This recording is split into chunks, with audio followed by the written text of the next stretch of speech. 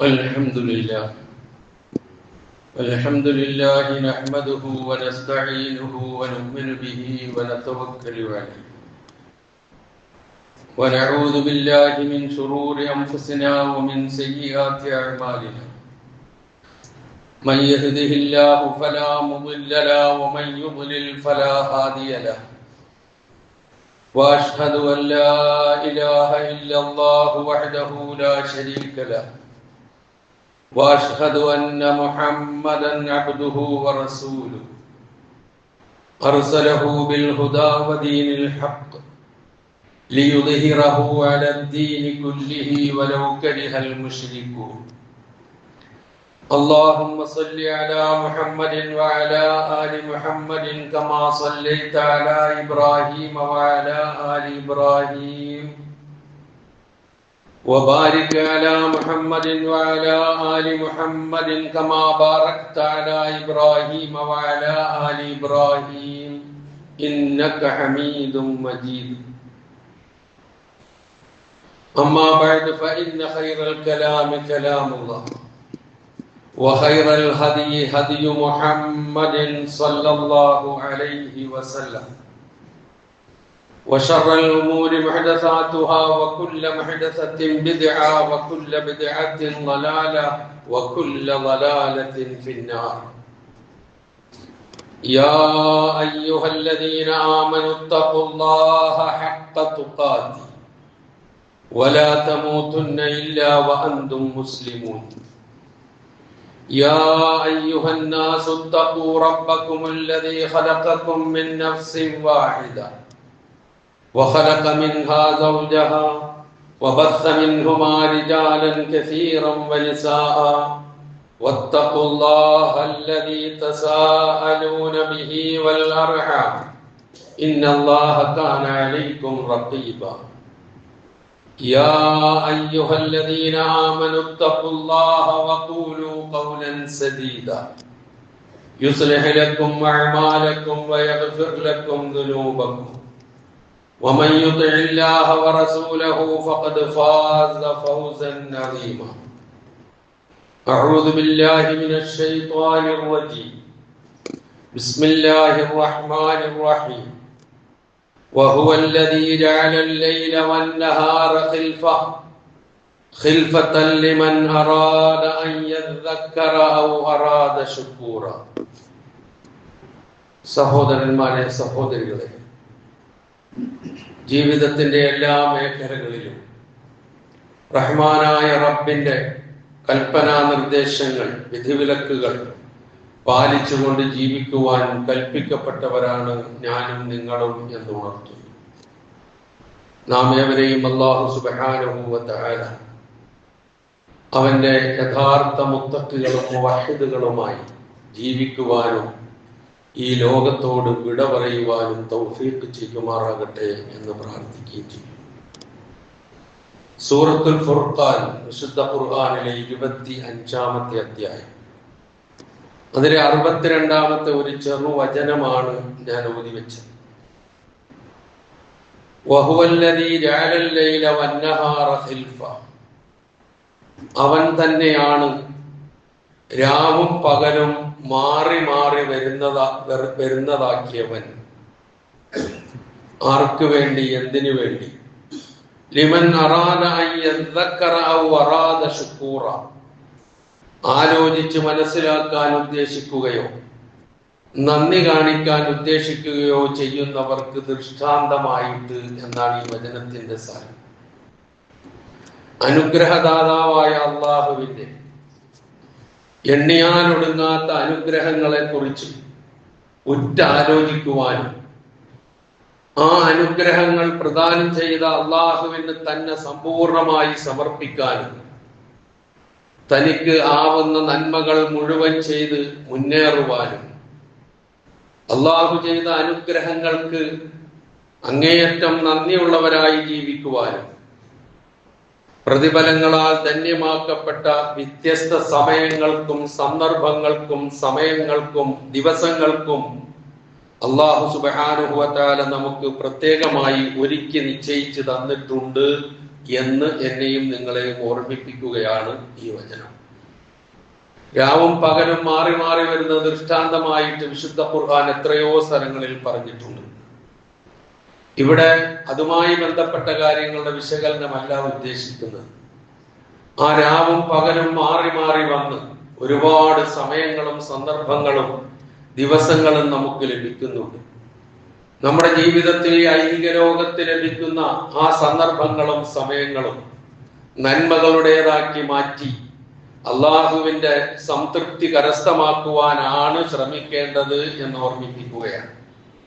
അതാണ് നാം മനസ്സിലാക്കേണ്ടത്. അള്ളാഹുവിന്റെ അപാരമായ അനുഗ്രഹത്താൽ നാം വീണ്ടും ഒരു ശഅബാൻ മാസത്തിലേക്ക് കടന്നു കഴിഞ്ഞു. ദിവസങ്ങൾ പിന്നിട്ടു. ശഅബാൻ എന്ന് പറയുന്നത് ആത്മീയതയുടെ വസന്തകാലമായ റമദാനിലേക്ക് മിഴി തുറക്കുന്ന മനോഹരമായ കവാടമാണ് ശഅബാൻ. റമദാനിലെ വെള്ളി വെളിച്ചം ഏറ്റുവാങ്ങാൻ വേണ്ടി നമ്മളെ പാകപ്പെടുത്തുന്ന ആ പാകത്തിൽ ആത്മീയതയുടെ അകക്കണ്ണുകളെ പാകപ്പെടുത്തുന്ന ലെൻസാണ് ശഅബാൻ. നമ്മുടെ ആത്മാവാകുന്ന തോട്ടത്തിൽ റമദാൻ എന്ന വസന്തം പൂത്തുലയണമെങ്കിൽ മുന്നൊരുക്കത്തിന്റെ കാലമായി ഈ ശഅബാനിൽ അനാവശ്യമായ ചിന്തകളെ ചെത്തി മിനുക്കേണ്ടതുണ്ട് എങ്കിൽ ചെത്തി മിനുക്കണം. തെറ്റായി വല്ലതും പടർന്നു പിടിച്ചിട്ടുണ്ട് എങ്കിൽ വെട്ടി ഒതുക്കേണ്ടതാണെങ്കിൽ വെട്ടി ഒതുക്കണം. വെട്ടിക്കളഞ്ഞ് ശുദ്ധീകരിക്കേണ്ടതാണെങ്കിൽ, തുടച്ചു മാറ്റി ശുദ്ധീകരിക്കേണ്ടതാണെങ്കിൽ അത് ശുദ്ധീകരിക്കണം. അങ്ങനെ മനസ്സിനെ പാകപ്പെടുത്താൻ വേണ്ടി നിശ്ചയിക്കപ്പെട്ടിട്ടുള്ള മാസമാണ് ശഅബാൻ. വരാനിരിക്കുന്ന പരിശുദ്ധ റമദാൻ എന്ന വസന്തത്തിന്റെ സുഗന്ധം ഈ ശഅബാനിലെ ഓരോ സ്പന്ദനങ്ങളിലും ഉണ്ട് എന്ന് നാം തിരിച്ചറിയേണ്ടതുണ്ട്. പൂർവികരായ പണ്ഡിതന്മാർ എത്രയോ വിശേഷണങ്ങളാണ് ഈ മാസത്തിന് നൽകിയിട്ടുള്ളത്. ഈ മാസം, അതിന്റെ തൊട്ടു മുമ്പ് കഴിഞ്ഞുപോയ റജബ് മാസം, വരാനിരിക്കുന്ന റമദാൻ മാസം, ഈ മാസങ്ങൾക്കൊക്കെ ഒരുപാട് വിശേഷണങ്ങൾ നൽകിയിട്ടുണ്ട്.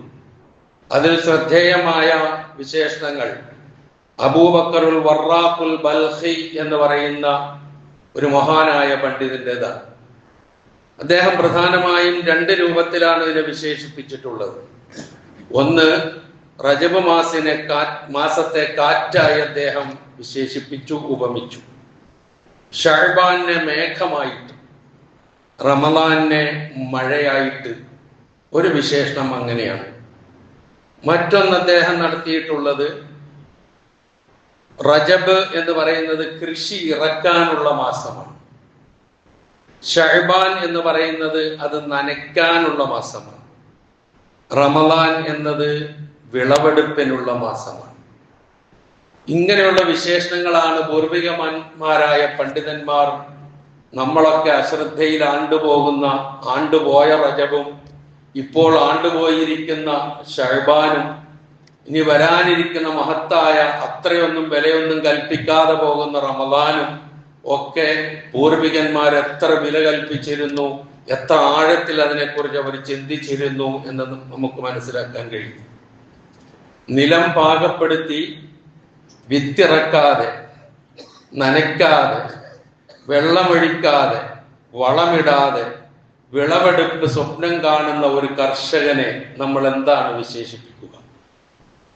ആ വിശേഷണം തന്നെയാണ് ഈ ധന്യമായ മാസം ഉൾപ്പെടെയുള്ള നാളുകളിൽ അതിനൊന്നും ഒരുങ്ങാതെ റമദാൻ കൊണ്ട് എല്ലാം നേടാം എന്ന് കാത്തിരിക്കുന്ന എനിക്കും നിങ്ങൾക്കുമുള്ള വിശേഷണം അത് തന്നെയാണ്.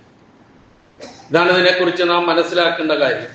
കാരണം റജബിന്റെയും റമദാന്റെയും ഇടയിൽ അശ്രദ്ധമായി പോയേക്കാവുന്ന മാസം എന്ന് നബി സല്ലല്ലാഹു അലൈഹി വസല്ലമ വിശേഷിപ്പിച്ച മാസമാണിത്. കാരണം നമ്മളൊക്കെ മനുഷ്യരാണ്. റമദാൻ വരാനിരിക്കുന്നു. ഇനി ചെയ്യാവുന്നിടത്തോളം തെറ്റുകൾ ഈ മാസം അങ്ങോട്ട് ചെയ്യാം, എന്നിട്ട് റമദാനിൽ എല്ലാം കൂടി കഴുകിക്കളയാമെന്ന് വ്യാമോഹിക്കുന്നവരാണ് നമ്മളൊക്കെ. എന്നാൽ അങ്ങനെ ഒരു വ്യാമോഹം അരുത് എന്നാണ് നാം മനസ്സിലാക്കേണ്ടത്. ഈ ഒരു കാരണവശാലും അശ്രദ്ധമായി പോകരുത് ഈ മാസം എന്നുള്ളതാണ്. വളരെ ചുരുക്കി പറഞ്ഞാൽ മഹാനായ പ്രവാചക തിരുമേനി സല്ലല്ലാഹു അലൈഹി വസല്ലം ശഅബാൻ മാസത്തോട് കാണിച്ച ജാഗ്രതയും കരുതലും കണ്ട് മനസ്സിലാക്കിയ മഹാനായ ഉസാമത്ത് ബിൻ സയ്യിദ് റളിയല്ലാഹു അൻഹു നബി സല്ലല്ലാഹു അലൈഹി വസല്ലമയോട് ചോദിച്ച ഒരു ചോദ്യമുണ്ട്. ആ ചോദ്യത്തിന് പ്രവാചകൻ നൽകിയ മറുപടിയാണ് ശഅബാൻ മാസത്തിന്റെ ആകത്തുക. അതാണ് നേരത്തെ ഞാൻ വിശദീകരിച്ചതെല്ലാം കൂടി ഉൾക്കൊണ്ടായി മനസ്സിലാക്കിയാൽ ഉസാമത്ത് ബിൻ സയ്യിദ് റളിയല്ലാഹു അൻഹു പ്രവാചകനോട് ചോദിച്ചു, അല്ലാഹുവിന്റെ ദൂതരെ, ലം അറാക തസൂമു ശഹറൻ മിന ശുഹൂരി മാ തസൂമു മിൻ ശഅബാൻ. ഈ ശഅബാൻ മാസത്തിൽ അങ്ങ് വ്രതം അനുഷ്ഠിക്കുന്നത് പോലെ മറ്റൊരു മാസത്തിൽ, റമദാൻ നിർബന്ധ നോമ്പല്ലോ, മറ്റൊരു മാസത്തിലും വ്രതം അനുഷ്ഠിക്കുന്നതായി ഞാൻ കണ്ടിട്ടില്ലല്ലോ എന്ന് കുറെ പ്രവാചകനെ പഠിച്ചതിന് ശേഷം ചോദിച്ചതാണ്. ശഅബാൻ മാസത്തോടുള്ള സമീപനത്തെ, പ്രവാചകന്റെ സമീപനത്തെ തൊട്ടറിഞ്ഞ് മനസ്സിലാക്കിയിട്ട് ചോദിച്ച ചോദ്യമാണ്. കാരണം പ്രവാചകൻ മറ്റു മാസങ്ങളെ അപേക്ഷിച്ച്, റമദാനിലാണല്ലോ നിർബന്ധ നോമ്പുള്ളത്, മറ്റു മാസങ്ങളിൽ ഐച്ഛികമായ നോമ്പുകളുണ്ട്. തിങ്കളാഴ്ച നോമ്പുണ്ട്, വ്യാഴാഴ്ച നോമ്പുണ്ട്, അയ്യാമുൽ ബീദിന്റെ നോമ്പുണ്ട്. ഈ നോമ്പുകളൊക്കെ പ്രവാചകൻ പിടിച്ചതോടൊപ്പം തന്നെ ശഅബാനിൽ മറ്റ് സന്ദർഭങ്ങളിലും നോമ്പ് അനുഷ്ഠിക്കുന്ന മുഴുവനുമായിട്ടല്ല, ആ നിലയിൽ കണ്ട് മനസ്സിലാക്കിയിട്ടാണ് ഉസാമത്ത് ബിൻ സയ്യിദ് റളിയല്ലാഹു അൻഹു ഈ ചോദ്യം ഉന്നയിച്ചത്. അതിന് നബി സല്ലല്ലാഹു അലൈഹി വസല്ലം നൽകിയ മറുപടി, ദാലിക ശഹ്റുൻ, ശഅബാൻ എന്ന് പറയുന്ന മാസം, യഗ്ഫുലുൻ നാസു അൻഹു ബൈന റജബ് വ റമളാൻ, റമളാന്റെയും റജബിന്റെയും ഇടയിൽ ജനങ്ങൾ അശ്രദ്ധമായി പോകുന്ന മാസമാകുന്നു ഇത്. എന്നിട്ട് പ്രവാചകൻ പറഞ്ഞു, വഹുവ ശഹ്റുൻ, ഈ മാസം തുർഫഉ ഫീഹിൽ അഅമാലു ഇലാ റബ്ബിൽ ആലമീൻ, മനുഷ്യന്റെ കർമ്മങ്ങൾ റബ്ബുൽ ആലമീനായ അല്ലാഹുവിലേക്ക് ഉയർത്തപ്പെടുന്ന മാസമാണിത്. അതുകൊണ്ട് വഉഹിബ്ബു അൻ യുർഫഅ അമലി വഅന സായിം, നോമ്പുകാരനായിരിക്കെ എന്റെ അമലുകൾ അല്ലാഹുവിലേക്ക് ഉയർത്തപ്പെടണമെന്ന് ഞാൻ ആഗ്രഹിക്കുന്നു. അതുകൊണ്ടാണ് ഞാൻ അങ്ങനെ നോമ്പ് പിടിക്കുന്നത് എന്നാണ് നബി സല്ലല്ലാഹു അലൈഹി വസല്ലം പറഞ്ഞത്. അതിനൊരു മറുവശം, നോമ്പില്ലെങ്കിൽ ഉയർത്തപ്പെടൂല എന്നല്ല, നോമ്പോടുകൂടി ഉയർത്തപ്പെടാൻ ഞാൻ ഇഷ്ടപ്പെടുന്നു എന്നാണ് പറഞ്ഞതിന്റെ അർത്ഥം. പല കാര്യങ്ങൾ ഈ വചനത്തിൽ നമുക്ക് മനസ്സിലാക്കാനുണ്ട്. അപ്പൊ നമ്മളൊക്കെ ഭൗതിക ജീവിതത്തിൽ സാമ്പത്തിക വർഷം കണക്കാക്കി അവസാനമായി പരിഗണിക്കുന്ന മാർച്ച് മാസം നമ്മൾ എന്ത് ചെയ്യും? നമ്മുടെ അതുവരെയുള്ള കച്ചവടത്തിന്റെ എല്ലാ കാര്യങ്ങളും നോക്കും. ഉദ്യോഗസ്ഥനാണെങ്കിൽ അവന്റെ വരവ് ചെലവ് കണക്കുകൾ അവൻ വിലയിരുത്തും. അവന് ഇൻകം ടാക്സ് സമർപ്പിക്കേണ്ടത് സമർപ്പിക്കണം. അങ്ങനെ കൃത്യമായതെല്ലാം ചെയ്തു പോകും. ലാഭനഷ്ടം നോക്കും. കടബാധ്യതകൾ ഉണ്ടെങ്കിൽ തീർക്കും. കിട്ടാനുള്ളത് വാങ്ങിയെടുക്കും. അങ്ങനെ ഒരു മാസം നമ്മുടെ ഭൗതിക ജീവിതത്തിൽ ഓരോ വർഷവും നാം ഉറ്റുനോക്കുന്ന മാസമാണ്. നിഷേധിക്കാൻ കഴിയില്ലല്ലോ നമുക്ക്. എങ്കിൽ ആത്മീയ ലോകത്ത് ഇത്തരമൊരു ക്ലോസിംഗ്, അമലുകളുടെ ക്ലോസിംഗ് ഓരോ വർഷവും നടക്കുന്നു. അതാണ് പരിശുദ്ധ ശഅബാൻ മാസം. അതാണ് നബി സല്ലല്ലാഹു അലൈഹി വസല്ലം പറഞ്ഞത്, അമലുകൾ അല്ലാഹുവിലേക്ക് ഉയർത്തപ്പെടുന്നു എന്നത്.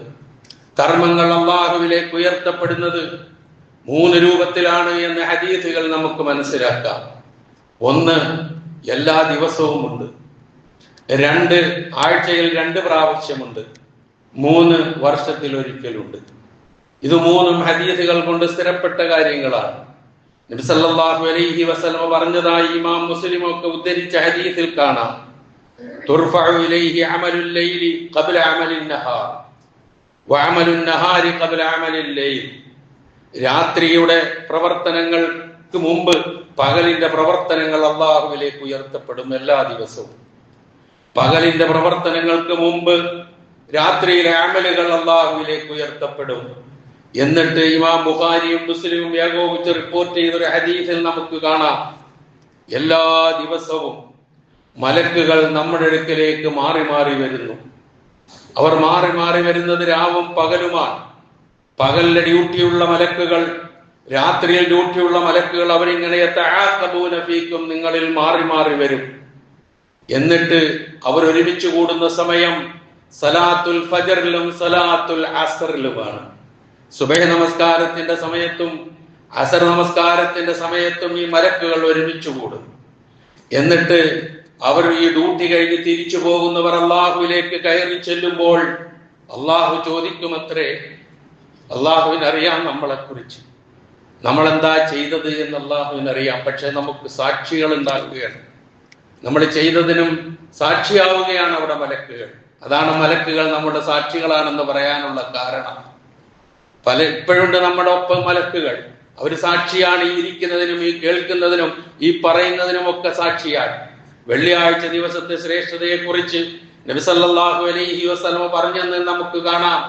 ഇമാം മിമ്പറിൽ കയറി കഴിഞ്ഞാൽ മലക്കുകൾ വരുന്നവരുടെ രജിസ്റ്റർ, വന്നു പോകുന്നവരുടെ ആദ്യം വന്നത് മുതൽ അവസാനം വന്നത് വരെയുള്ളവരുടെ രജിസ്റ്റർ ക്ലോസ് ചെയ്തിട്ട് ഇമാമിന്റെ ഉത്ബോധനം മലക്കുകൾ ശ്രവിക്കുന്നു എന്നാണ് പ്രവാചക തിരുമേനി സല്ലല്ലാഹു അലൈഹി വസല്ലം പഠിപ്പിച്ചത്.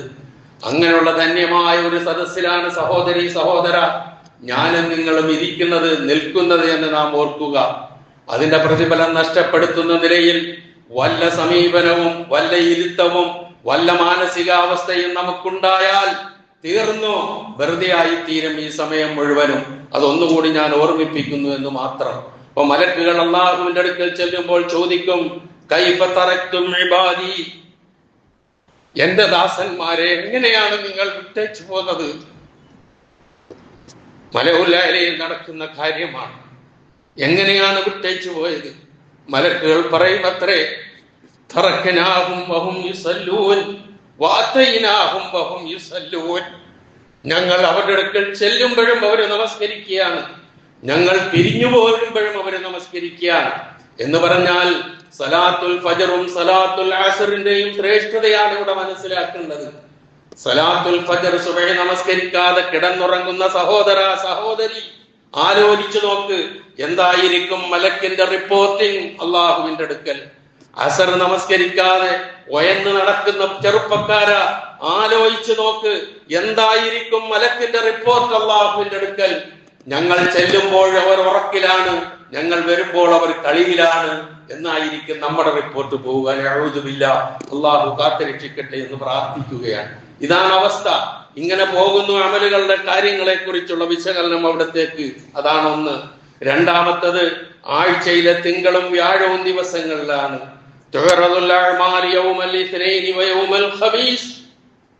എല്ലാ തിങ്കളാഴ്ചയും എല്ലാ വ്യാഴാഴ്ചയും അമലുകൾ അല്ലാഹുവിന്റെ അടുക്കൽ സമർപ്പിക്കപ്പെടുന്നു. പ്രവാചകൻ പറയുന്നു, നോമ്പുകാരനായിരിക്കെ എന്റെ അമൽ ഉയർത്തപ്പെടണം, പ്രദർശിപ്പിക്കപ്പെടണം എന്ന് ഞാൻ ആഗ്രഹിക്കുന്നു. അതാണ് പ്രിയമുള്ളവരെ തിങ്കളും വ്യാഴാഴ്ചയും സുന്നത്ത് നോമ്പ് വരുന്നത് എന്ന് നാം തിരിച്ചറിയുക. ഒന്നുകൂടി ഞാൻ ആവർത്തിക്കുന്നു, നോമ്പില്ലാത്തതിന്റെ പേരിൽ അമലുകൾ സമർപ്പിക്കപ്പെടില്ല, പെടാതിരിക്കില്ല. പക്ഷെ നോമ്പോട് കൂടിയാകുമ്പോൾ അതിന്റെ ഫളിലൊന്ന് വർദ്ധിക്കും എന്നുള്ളത് തന്നെയാണ് നബി സല്ലല്ലാഹു അലൈഹി വസല്ലമ ഇവിടെ എടുത്തു പറയുന്നതെന്ന് ഓർക്കുക. അപ്പോൾ ആ നിലയിലുള്ള അമലുകൾ അല്ലാഹുവിലേക്ക് ഉയർത്തപ്പെടുന്ന വർഷത്തിൽ ഒരിക്കൽ സമർപ്പിക്കപ്പെടുന്ന ശഅബാൻ മാസത്തിലാണ് ഞാനും നിങ്ങളും. ഈ മാസത്തിലും വല്ല നന്മകളും ഉണ്ടോ എനിക്കും നിങ്ങൾക്കും? ഏതെങ്കിലും തരത്തിലുള്ള നന്മകൾ ഉണ്ടാകുന്നുണ്ടോ എന്ന് നാം ഓർക്കുക. അതിൽ ഏറ്റവും പ്രധാനമായിട്ടുള്ളത് പ്രവാചകന്റെ വ്രതാനുഷ്ഠാനത്തെ കുറിച്ചാൽ തന്നെയാണ് നമുക്ക് കാണാൻ കഴിയുന്നത്. നോമ്പ് ഉൾപ്പെടെയുള്ള അമലു സാലിഹുകൾ, സൽക്കർമ്മങ്ങൾ വർദ്ധിപ്പിക്കുക പരമാവധി. ഖുർആനുമായിട്ടുള്ള ബന്ധം ശക്തിപ്പെടുത്തുക. ഖുർആൻ പാരായണം, ഷഹ്റുൽ ഖുർആ എന്ന് ശഅബാൻ മാസത്തിന്റെ ഒരു സവിശേഷത, ഒരു വിളിപ്പേരുണ്ട്, ഷഹ്റുൽ ഖുർആ, ഖുർആൻ ഓതുന്നവരുടെ മാസം. എന്ന് വെച്ചാൽ ബാക്കി മാസങ്ങൾ ഓതണ്ടെന്നല്ല. വിശുദ്ധ ഖുർആൻ അവതരിച്ച മാസം വരാനിരിക്കുന്നു, തൊട്ടടുത്ത് വരാനിരിക്കുന്നു. മണിക്കൂറുകൾ, ദിവസങ്ങൾ കഴിയുമ്പോൾ ആ മാസം കടന്നു വരും. അതിനെ സ്വീകരിക്കാൻ അള്ളാഹു നമുക്ക് തൗഫീഖ് നൽകുമാറാകട്ടെ. ആ റമളാൻ മാസം വിശുദ്ധ ഖുർആൻ അവതരണീയമായ മാസം എന്ന നിലയിൽ അതിന്റെ തൊട്ടു മുമ്പുള്ള മാസം ഖുർആനുമായിട്ടുള്ള ബന്ധം മുമ്പുള്ളതിനേക്കാൾ കൂടുതൽ ശക്തിപ്പെടുത്താനും പാരായണം ചെയ്യാനും നാം കണ്ടെത്തേണ്ടതുണ്ട്. അതുകൊണ്ടാണ് ഷഹ്റുൽ ഖുർആ എന്ന വിശേഷണം വന്നത്. ആയിഷ റളിയല്ലാഹു തആല അൻഹയുടെ ഹദീസിൽ കാണാം, നബി സല്ലല്ലാഹു അലൈഹി വസല്ലമ പൂർണ്ണമായും ഒരു മാസം മുഴുവനും നോമ്പനുഷ്ഠിച്ച് ഞാൻ കണ്ടിട്ടുള്ളത് റമദാനിലാണ്. പിന്നെ അത് കഴിഞ്ഞാൽ ഏറ്റവും കൂടുതൽ നോമ്പനുഷ്ഠിച്ച് ഞാൻ കണ്ടിട്ടുള്ളത് ഷഅബാനിലാണ് എന്ന് ആയിഷ റളിയല്ലാഹു അൻഹ പറയുന്ന കാണാൻ കഴിയും. അപ്പം നോമ്പ് ഏറ്റവും പ്രധാനപ്പെട്ട, നമ്മൾ വർദ്ധിപ്പിക്കേണ്ട മറ്റു മാസങ്ങളിൽ തിങ്കളും വ്യാഴവും ചെയ്യാത്തവർ 13, 14, 15 ചെയ്യാത്തവർ മാസത്തിലെ ചെയ്തു നോക്കാം. അങ്ങനെയുള്ള കാര്യങ്ങളിലേക്ക് ശ്രദ്ധിക്കാം. അതാണ്. അപ്പം കർമ്മങ്ങൾ മഹാനായ ഇബ്നുൽ ഖയ്യിം റഹിമഹുല്ലാഹ് സൂചിപ്പിച്ചതുപോലെ ദൈനംദിന റിപ്പോർട്ടിംഗ് അല്ലാഹുവിന്റെ അടുക്കലുണ്ട്. ഒരാഴ്ചയിൽ 2 ദിവസത്തെ റിപ്പോർട്ടിംഗ് ഉണ്ട്, വാർഷിക റിപ്പോർട്ടിംഗ് ഉണ്ട്. ഈ ശൈലിയാണ് മഹാനായ ഇബ്നുൽ ഖയ്യിം റഹിമഹുല്ലാഹ് അതിനെക്കുറിച്ച് രേഖപ്പെടുത്തിയിരിക്കുന്നത് മനസ്സിലാക്കുക. അപ്പൊ നമ്മൾ എന്ത് വേണം? ചില കാര്യങ്ങൾ നമ്മൾ ശ്രദ്ധിക്കണം. വളരെ ചുരുക്കി പറയട്ടെ. ഒന്ന്, നമുക്ക് ഹൃദയശുദ്ധി കൈവരിക്കണം. ഹൃദയശുദ്ധി കൈവരിക്കേണ്ടത് പലതിൽ നിന്നാണ്. ശിർക്കിൽ നിന്ന്, കുഫറിൽ നിന്ന്, നിഫാഖിൽ നിന്ന്, ഫുസൂഖിൽ നിന്ന്, ഇസ്യാനിൽ നിന്ന്. എന്തൊക്കെ അരുതായ്മകളുണ്ടോ അതിൽ നിന്നെല്ലാം നമ്മുടെ ഹൃദയത്തെ ശുദ്ധീകരിച്ചെടുക്കണം. അള്ളാഹുവിനോടുള്ള കടമകളും കടപ്പാടുകളും തീർത്താലും നമ്മളുടെ സഹജീവികളോടുള്ള പിണക്കങ്ങളും പകയും വിദ്വേഷവും നിലനിന്നാൽ അമലുകൾ സ്വീകരിക്കപ്പെടുകയില്ല. തിങ്കളാഴ്ചയും വെള്ളിയാഴ്ചയും അമലുകൾ ഉയർത്തപ്പെടുമെന്ന് പറഞ്ഞില്ലേ? അവിടെ നബി സല്ലല്ലാഹു അലൈഹി വസല്ലം പറയുന്ന ഒരു വചനമുണ്ട്. എല്ലാ വിശ്വാസികൾക്കും അല്ലാഹു പുറത്തു കൊടുക്കും, ഒരു കൂട്ടർക്കൊഴികെ, 2 വ്യക്തികൾക്കൊഴികെ. ആരാണ് 2 വ്യക്തികൾ? അവര് തമ്മിൽ പിണങ്ങി ജീവിക്കുന്നവരായിരിക്കും. അങ്ങനെയുള്ളവരുടെ തിങ്കളാഴ്ച ഉയർത്തൂല, വ്യാഴാഴ്ചയും ഉയർത്തൂല. എന്നിട്ട് അല്ലാഹു മലക്കുകളോട് പറയുമത്രേ, അൻദിറൂ ഹാദൈനി ഹത്താ യസ്തലിഹാ, അവർക്ക് ഇത്തിരി സാവകാശം കൊടുക്ക്, അവര് നന്നാകുമെന്ന് നോക്കട്ടെ. ആ ഹദീസിന്റെ പശ്ചാത്തലത്തിൽ പ്രിയമുള്ളവരെ, മനസ്സിൽ ഒന്ന് കൈവച്ചുകൊണ്ട്, ആത്മാർത്ഥമായി നെഞ്ചത്ത് കൈവച്ചുകൊണ്ട് ഞാനും നിങ്ങളും ഒന്ന് ചിന്തിക്കുക. ഏതെങ്കിലും അമലുകൾ ഉയർത്തപ്പെടുമോ? കാരണം നമുക്ക് പിണങ്ങാതെ ജീവിക്കാൻ കഴിയില്ല. നമുക്കിണങ്ങി ജീവിക്കാനുള്ള മാനസികാവസ്ഥയില്ല. നമുക്ക് പിണങ്ങണം, എന്നാലേ നമ്മുടെ ജീവിതമാവുകയുള്ളൂ. കുടുംബ ബന്ധങ്ങൾ തകർക്കണം, എന്നാലേ നമുക്ക് തൃപ്തി ഉണ്ടാവുകയുള്ളൂ. അങ്ങനെയാണ് നമ്മൾ ജീവിക്കുന്നത് എങ്കിൽ എങ്ങനെ നമ്മുടെ അമലുകൾ ഒരൊറ്റ ദിവസവും ഉയർത്തപ്പെടാതെ എവിടൊക്കെയോ ആയി പോകുന്ന, നിഷ്ഫലമായി പോകുന്ന ഒരവസ്ഥ? പ്രിയമുള്ളവരെ, നന്നാവുക. ആർക്ക് വേണ്ടി? പറയുന്ന എനിക്ക് വേണ്ടിയിട്ടല്ല, എല്ലാവർക്കും, മറ്റോരോരുത്തർക്കും വേണ്ടി, അള്ളാഹുവിന് വേണ്ടി നന്നാക്കുക. ബന്ധങ്ങൾ നന്നാക്കുക. നബി സല്ലല്ലാഹു അലൈഹി വസല്ലം പറഞ്ഞുവല്ലോ, ഒരു കാര്യം നിങ്ങൾക്ക് ഞാൻ അറിയിച്ചു തരട്ടെയോ? നോമ്പിനേക്കാൾ ശ്രേഷ്ഠതയുള്ള, നമസ്കാരത്തെക്കാൾ ശ്രേഷ്ഠതയുള്ള, ദാനധർമ്മങ്ങളെക്കാൾ ശ്രേഷ്ഠതയുള്ള ഒരു കാര്യം നിങ്ങൾക്ക് ഞാൻ അറിയിച്ചു തരട്ടെയോ എന്ന് ചോദിച്ചപ്പോൾ സഹാബത്ത് സന്തോഷപൂർവ്വം ബലാ യാ റസൂലല്ലാഹ്, അതേ അല്ലാഹുവിന്റെ റസൂലേ എന്ന് പറഞ്ഞപ്പോൾ നബി സല്ലല്ലാഹു അലൈഹി വസല്ലമയുടെ മറുപടി, ഇസ്ലാഹു ദാത്തിൽ ബൈൻ, പരസ്പരമുള്ള പിണക്കങ്ങൾ നന്നാക്കലാണത്. നമസ്കാരത്തെക്കാൾ, നോമ്പിനേക്കാൾ, ദാനധർമ്മങ്ങളെക്കാൾ ശ്രേഷ്ഠയുള്ളത് അതാണ് എന്ന് പ്രവാചകൻ പഠിപ്പിക്കുന്നുവെങ്കിൽ എന്തുകൊണ്ടായിക്കൂടാ നമുക്ക്? ഇനിയും എന്തിന് നാം നീട്ടിക്കൊണ്ടു പോകണം? അങ്ങനെയുള്ള കാര്യങ്ങൾ, പരസ്പരമുള്ള ബന്ധങ്ങൾ നന്നാക്കുക. ഹൃദയശുദ്ധി കൈവരിക്കുമ്പോൾ, ശിർക്കിൽ നിന്ന് ശുദ്ധീകരിക്കുമ്പോൾ, കുഫറിൽ നിന്ന് ശുദ്ധീകരിക്കുമ്പോൾ, നിഫാഖിൽ നിന്ന് ശുദ്ധീകരിക്കുമ്പോൾ, ഫുസൂഖിൽ നിന്ന് ശുദ്ധീകരിക്കുമ്പോൾ, ഇസ്യാനിൽ നിന്ന് ശുദ്ധീകരിക്കുമ്പോൾ, ശുദ്ധീകരിക്കേണ്ട, നമ്മൾ അവഗണനയുടെ അഗണ്യകോടിയിൽ തള്ളിക്കളയുന്ന ഒന്നാണ് ഈ പറഞ്ഞത്. ഇല്ല, കഴിച്ചിലാവില്ല റബ്ബിന്റെ അടുക്കൽ, പോകൂല പാപമോചനം അങ്ങോട്ട്, എത്തൂല അമലുകൾ അങ്ങോട്ട്. എന്ത് വേണം? തീരുമാനിക്കുക. ഈ ഷഅബാന്റെ ഈ ധന്യമായ നാളുകളിലെങ്കിലും അത്ര പ്രാധാന്യം, ശ്രേഷ്ഠതയുമുണ്ട് എന്ന് നാം മനസ്സിലാക്കുക. അതുപോലെ തന്നെ കഴിയുന്നിടത്തോളം കഴിവുള്ളവർ സുന്നത്ത് നോമ്പുകൾ വർദ്ധിപ്പിക്കുക. മറ്റൊന്ന്, വിശുദ്ധ ഖുർആനുമായിട്ടുള്ള ബന്ധം ഞാൻ നേരത്തെ സൂചിപ്പിച്ചു. അതുപോലെ തന്നെ ദാനധർമ്മങ്ങൾ എന്നും ചെയ്യേണ്ടവനാണ് വിശ്വാസി. കഴിവനുസരിച്ച് ദാനധർമ്മങ്ങൾ ചെയ്യണം, എന്നും ചെയ്യണം അവൻ. പക്ഷേ റമളാനിൽ ഏറ്റവും കൂടുതൽ ചെയ്യുന്നവനാണ് വിശ്വാസി, ചെയ്യുന്നവനായിരിക്കണം വിശ്വാസി.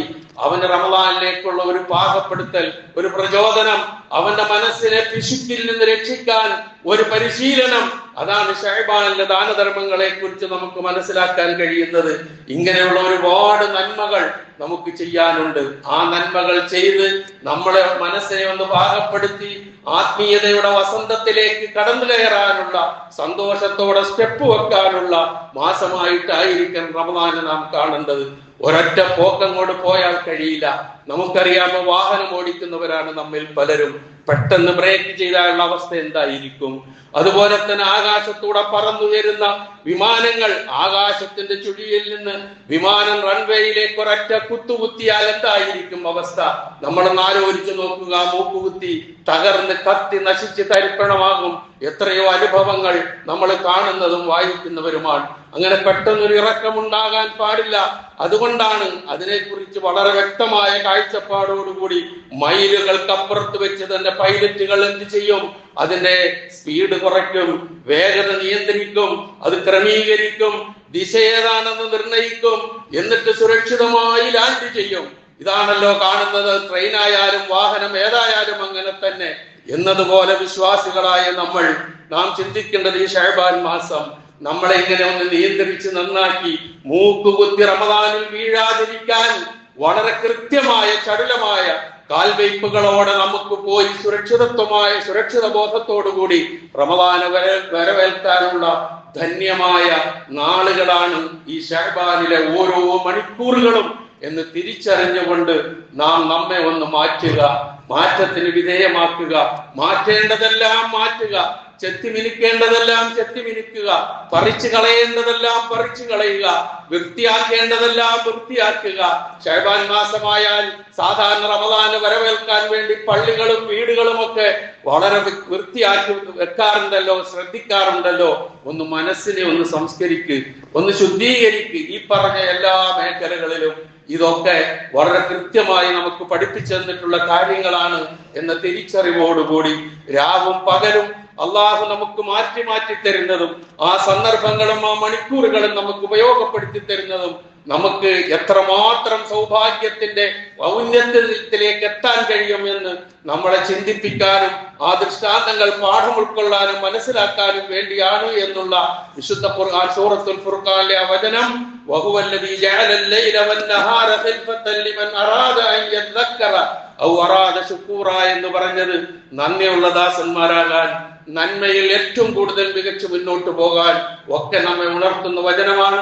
ആ വചനത്തിന്റെ അന്തസ്സത്തെ ഉൾക്കൊണ്ടുകൊണ്ട് ജീവിക്കാൻ, വരാൻ പോകുന്ന റമദാനെ എല്ലാ അർത്ഥത്തിലും ഈ രൂപത്തിൽ സ്വീകരിക്കാൻ, നല്ല മനസ്സോടുകൂടി സ്വീകരിക്കാൻ റഹ്മാനായ റബ്ബ് നമുക്കെല്ലാവർക്കും തൗഫീഖ് നൽകുമാറാകട്ടെ. നാം ചെയ്യുന്ന എല്ലാ ചെറുതും വലുതുമായ കർമ്മങ്ങൾ അല്ലാഹു പൂർണ്ണമായും നമ്മിൽ നിന്ന് സ്വീകരിക്കുമാറാകട്ടെ. ആസന്നമാകുന്ന റമദാനെ പൂർണ്ണതയോടുകൂടി സ്വീകരിക്കാൻ അല്ലാഹു തൗഫീഖ് നൽകുമാറാകട്ടെ.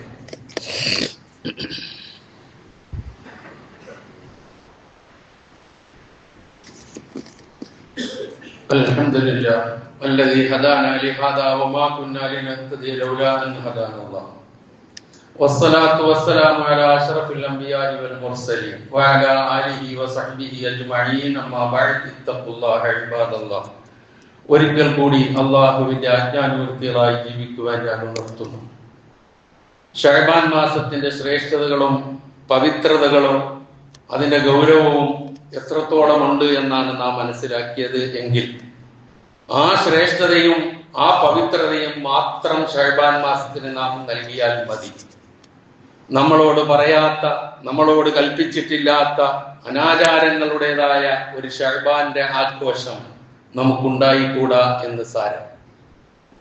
എന്ന് പറഞ്ഞാൽ നോമ്പ് പിടിക്കുന്നതിനെ കുറിച്ച് പറഞ്ഞു, ദാനധർമ്മങ്ങളെ കുറിച്ച് പറഞ്ഞു, അതുപോലെ തന്നെ ഖുർആനുമായിട്ടുള്ള ബന്ധത്തെ കുറിച്ച് പറഞ്ഞു. ഇതൊക്കെ അങ്ങോട്ട് ചുരുക്കി ഒരൊറ്റ ദിവസത്തേക്ക് മാറ്റുന്ന അവസ്ഥ ശഅബാൻ 15 ബറാഅത്ത് എന്നൊക്കെ പേര് പറഞ്ഞുകൊണ്ട് ചെയ്യാറുള്ള ആ രൂപം, അതിനോട് ആ ഒറ്റ ദിവസത്തിലേക്ക് ഒതുക്കുന്നതിനോട് നമുക്ക് യോജിക്കാൻ കഴിയില്ല. പ്രമാണങ്ങളുടെ പിൻബലവുമില്ല. ഇതിന് സാധാരണയായി ഇന്നാ അൻസൽനാഹു ഫീ ലൈലത്തിൻ മുബാറക, ഈ ശഅബാൻ 15 ശ്രേഷ്ഠത പറയുമ്പോൾ പറയുന്ന ഒരു വചനമാണ്. അനുഗ്രഹീതമായ രാത്രിയിൽ നാം അതിനെ അവതരിപ്പിച്ചു. ഇതിനെ ഖുർആനെ ഏത് രാത്രിയിലാണ് അവതരിപ്പിച്ചത് എന്ന് ഖുർആൻ പറയുന്നു. ഏത് മാസത്തിലാണെന്ന് പറയുന്നു. ഷഹ്റു റമളാൻ അല്ലദീ ഉൻസില ഫീഹിൽ ഖുർആൻ, റമളാൻ മാസത്തിലാണ് ഖുർആൻ അവതരിച്ചത്. അപ്പൊ മാസം ഇതല്ലാന്ന് കൃത്യമായി. പിന്നെ അയച്ചത് ഏതാ ഈ ലൈലത്തുൽ മുബാറക എന്ന് പറഞ്ഞല്ലേ, അത് ഏതാണ്? ഇന്നാ അൻസൽനാഹു ഫീ ലൈലത്തുൽ ഖദ്ർ. ലൈലത്തുൽ ഖദ്ർ റമളാനിലാണ്. അപ്പൊ ആ നിലയിൽ ആ ഒരു ആ കാഴ്ചപ്പാട് ശരിയല്ല എന്ന് നമുക്ക് മനസ്സിലാക്കാൻ കഴിയും. പിന്നെ അതുപോലെ നമ്മൾ സാധാരണ കാണുന്ന കുറെ ഹദീസുകളുണ്ട്. റമദാൻ ഷഅബാൻ പകുതിയായി കഴിഞ്ഞാൽ ഫഖൂമു ലൈലഹ വസൂമു നഹാറഹ, അങ്ങനെ ഒരുപാട് ഹദീസുകൾ. അതിന്റെ പകൽ നിങ്ങൾ നോമ്പനുഷ്ഠിക്കുക, രാത്രി നിങ്ങൾ നിന്ന് നമസ്കരിക്കുക എന്നൊക്കെ അർത്ഥം വരുന്നതാണ്. അങ്ങനെ ഹദീസുകൾ ഒരുപാടുണ്ട്. ഈ ഹദീസുകളെയൊക്കെ കുറിച്ച് ഇപ്പൊ ഞാൻ എന്തെങ്കിലും പറഞ്ഞു കഴിഞ്ഞാൽ അത് നിങ്ങളുടെ വിശ്വാസം അനുസരിച്ച് അങ്ങനെ ആയിരിക്കാം എന്നായിരിക്കും കേൾക്കുന്നവർ വിചാരിക്കുക. നമുക്ക് നിങ്ങളുടെ വിശ്വാസം എന്റെ വിശ്വാസം തന്നില്ല, നമുക്ക് എല്ലാവരുടെയും വിശ്വാസം ഒന്ന് തന്നെയാണ്. നമ്മളുടെ പ്രമാണങ്ങൾ ഒന്നാ, ഖുർആനും സുന്നത്തുവാ, എല്ലാവർക്കും അത് തന്നെയുള്ളൂ. ഇനി അത് തന്നെയുമല്ല, ഖുർആനിൽ നിന്നും സുന്നത്തിൽ നിന്നും കാര്യങ്ങൾ മനസ്സിലാക്കിയ നമ്മൾ പറയാറുള്ള മദ്ഹബിന്റെ ഇമാമുകൾ പോലും ഈ കാഴ്ചപ്പാടിനോട് യോജിക്കുന്നില്ല. ഒറ്റ ഉദ്ധരണി മാത്രം. മഹാനായ ഇബ്നു ഹജറുൽ ഹൈതമി അദ്ദേഹത്തിന്റെ ഫത്താവൽ കുബ്ര എന്ന് പറയുന്ന ഗ്രന്ഥത്തിൽ ഈ വിഷയങ്ങളൊക്കെ ചർച്ച ചെയ്തതിന് ശേഷം അദ്ദേഹത്തിന്റെ ഒരു വചനം മാത്രം ഞാനൊന്ന് അറബിയിൽ വായിച്ചതിന്റെ അർത്ഥം പറയാം. സാധാരണ നമ്മൾ മനസ്സിലാക്കാറുള്ള ഒന്ന് ഉണർത്തുന്നു മാത്രം. അപ്പൊ ഒരു ആഘോഷമല്ല ഷഅബാൻ 15.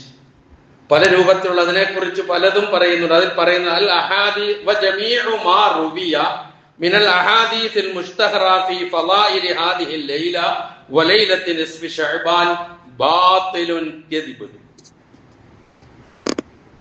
റജബ് മാസത്തിലെ ആദ്യത്തെ വെള്ളിയാഴ്ച രാത്രിയും അതുപോലെ തന്നെ ഷഅബാന്റെ പകുതിയിലെ രാത്രിയും അതിന്റെ ശ്രേഷ്ഠതകളെ കുറിച്ച് വ്യക്തമാക്കുന്ന മുഴുവൻ ഹദീസുകളും, അതുമായി ബന്ധപ്പെട്ട് റിപ്പോർട്ട് ചെയ്യപ്പെട്ട് വന്നിട്ടുള്ള മുഴുവൻ ഹദീസുകളും ബാത്തിലാണ്, കദിബുൻ കളവാണ്, ലാ അസ്ല ലഹു ഒരു ബേസും അതിലില്ല.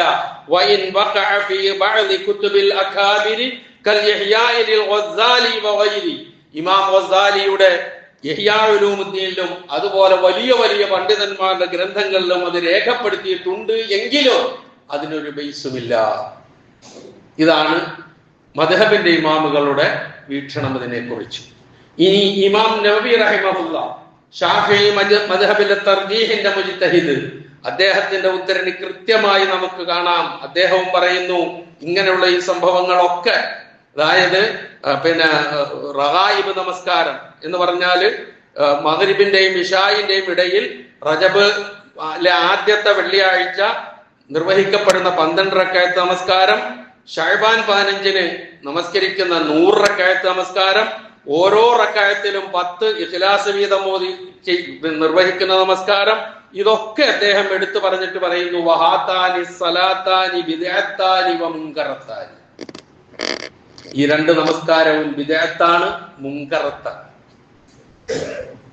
ഇതാണ് ഷാഫി മദ്ഹബിലെ പണ്ഡിതന്മാരുടെ അഭിപ്രായം. അപ്പം ഖുർആന്റെയും സുന്നത്തിന്റെയും പിൻബലം വെച്ച് നോക്കിയാലും മദ്ഹബിന്റെ ഇമാമുകളുടെ നിരീക്ഷണങ്ങൾ വെച്ച് നോക്കിയാലും ബേസില്ലാത്ത കാര്യമാണ്.